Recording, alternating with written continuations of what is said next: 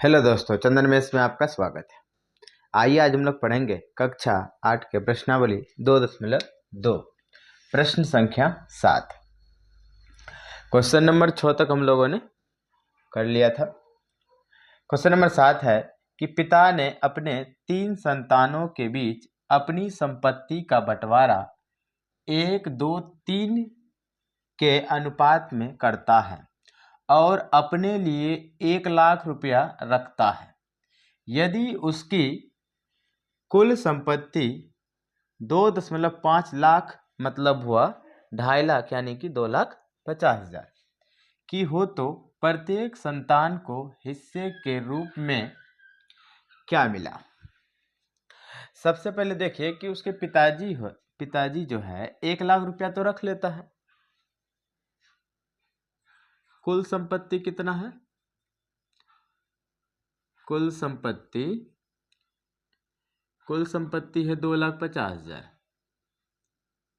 2,50,000 उसमें से 1 लाख रुपया रख लेता है। यानी कि बांट कितना रहा है? 1,50,000। कितना बांट रहा है? 1,50,000। तो हम मान लेंगे, माना उनका बेटा होगा A, B और C। हमको पता नहीं है कि उसका कौन कौन बेटा है, तो हम क्या मान लेंगे? A, B, C। अब तीनों को क्या क्या मिल रहा है? एक को 1 मिल रहा है, एक को 2, एक को 3 मिल रहा है। तो इसके साथ में एक हम चर संख्या मान लेंगे। तो क्या हो गया? 1x, 2x और 3x। अब टोटल संपत्ति बांट कितना रहा है? 1,50,000। लेकिन अनुपात में कितना है? 1x, 2x और 3x। तो यहाँ पे हम लिखेंगे 1x + 2x + 3x बराबर संपत्ति कितना है? 1,50,000। उम्मीद है कि आपको यहाँ तक समझ में आ गया होगा। उसके बाद देखिए, यहाँ तो एक नहीं भी लिखेंगे तो चलेगा, क्योंकि एक x है भी क्या है, एक लिखा नहीं जाता है। इसे भी अगर हम लिख दिया तो उससे कोई दिक्कत नहीं है। तो 3 2 5 1 6x हो गया। यहाँ कितना है? 1,50,000। अब इसको हम भाग करेंगे, 6 से भाग करेंगे। 6 दूनी 12, यहाँ है 15, तो 3 बचा, 0 उतरा। 6 5 30, 1 2 3 0, 1 2 3 0। x बराबर में क्या हो गया? 25,000। x बराबर में क्या हो गया? 25,000।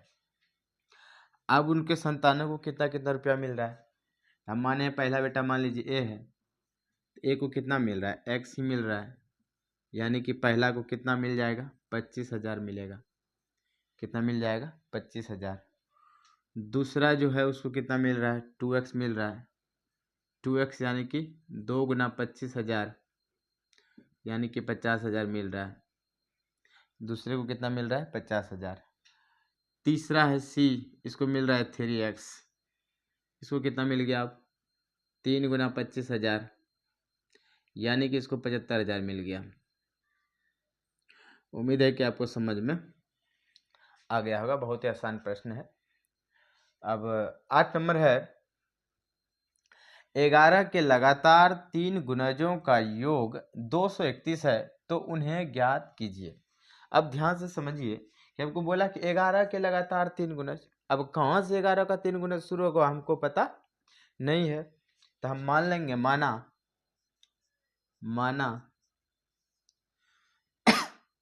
11 का पहला गुणज x है।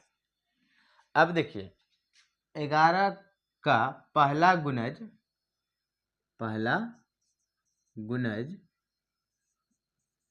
हम यहाँ पे क्या मान लिए हैं? x। तो दूसरा क्या हो जाएगा? यहाँ पे दूसरा हो जाएगा x + 11। x प्लस क्या हो जाएगा? 11। अब एक बात आप यहाँ समझिए, इसलिए हम 11 इसमें जोड़े दूसरे में, क्योंकि अगर पहला 11 है तो दूसरा क्या होता है? 22 होता है, तीसरा 33 होता है। तो इसलिए हम यहाँ पे 11 का गुणज बोला है, इसलिए हम कितना जोड़े? 11। तीसरा में जाने के लिए हमको कितना जोड़ना पड़ेगा, 22 जोड़ना पड़ेगा। तीसरा में अगर हम जाएंगे तो एक बार और 11 ऐड करेंगे, तो यहाँ पे x प्लस 11 है, एक बार और 11 जोड़ देंगे, यानी कि एक साथ हम 22 भी जोड़ सकते थे।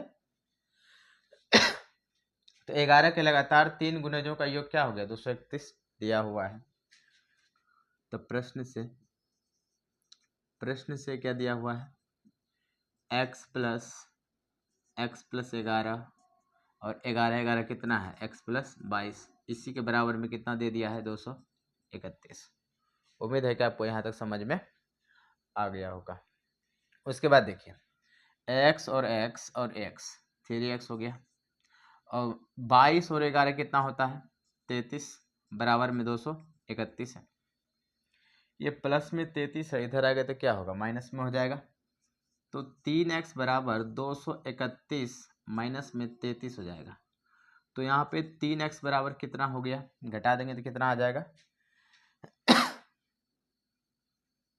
यहाँ पे घटाएंगे तो हो जाएगा आपका 11 में से 3 गया, यहाँ पे 8 हो जाएगा, और यहाँ पे आप कितना बच गया, 2, यानी कि 12 में से 3 गया 9, और यहाँ 1, यहाँ पे इसको हम कटा देंगे 3 से, 3 छः 18, 1 बचा, 3 छः 18, यानी कि x के बराबर में क्या आ गया, 66।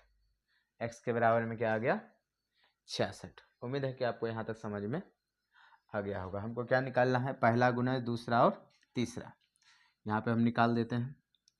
पहला गुणज x है, यानी कि 66 हो गया।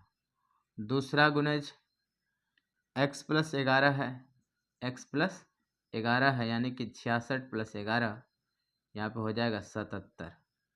तीसरा है x प्लस 11, 11 22 है, तो यहाँ 66 प्लस 22, यहाँ पे 88 हो जाएगा। उम्मीद है कि आपको समझ में आ गया होगा।